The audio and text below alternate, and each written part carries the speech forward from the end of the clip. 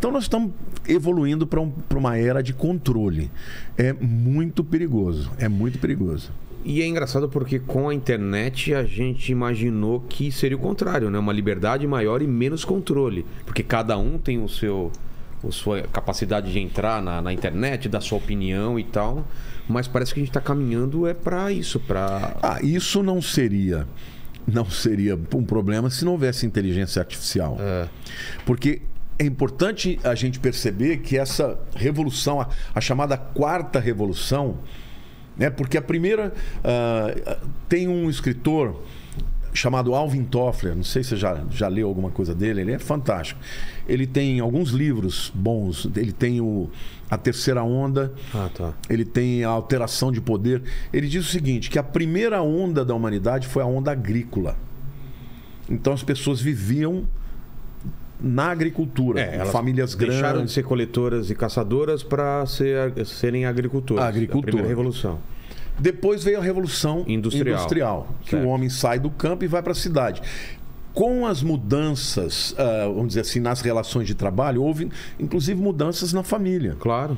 Porque o cara saiu do campo, ele não dava para morar com pai, vô, tio, galinha, papagaio. Ali nasceu a família nuclear, que é pai, mãe e filhos. Verdade. Porque o cara teve que ir para a cidade, o apartamento era menor, entende? Isso mudou, as relações de trabalho acabaram mudando as relações sociais.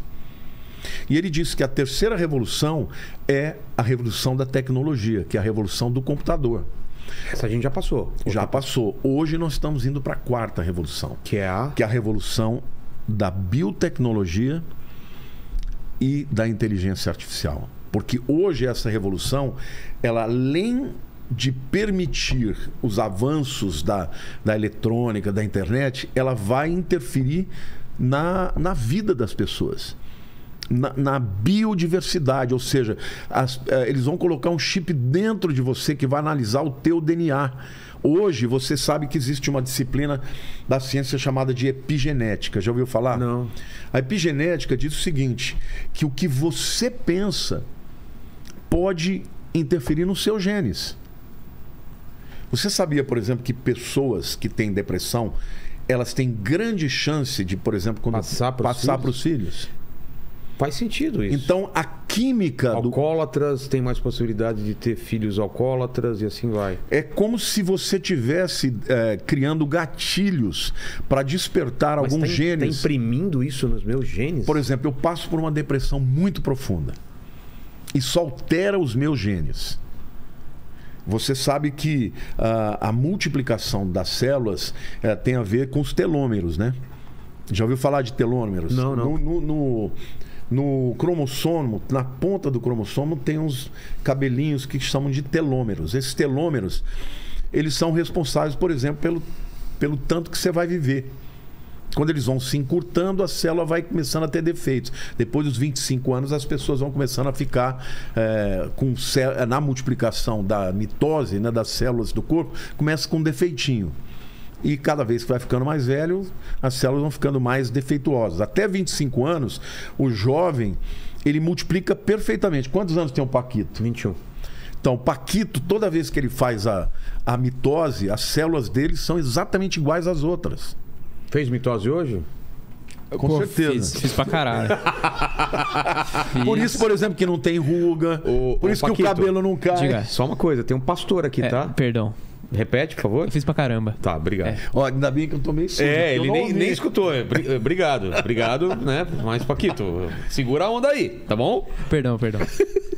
Então, hoje, por exemplo, os cientistas eles estão tentando descobrir uma substância que chama telomerase.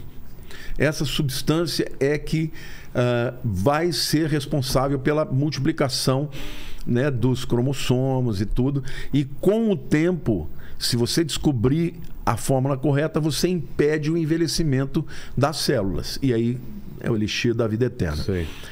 Só que nesses estudos, eles também descobriram que pessoas que passam por depressão profunda, por sentimentos na alma muito poderosos, isso afeta o gene.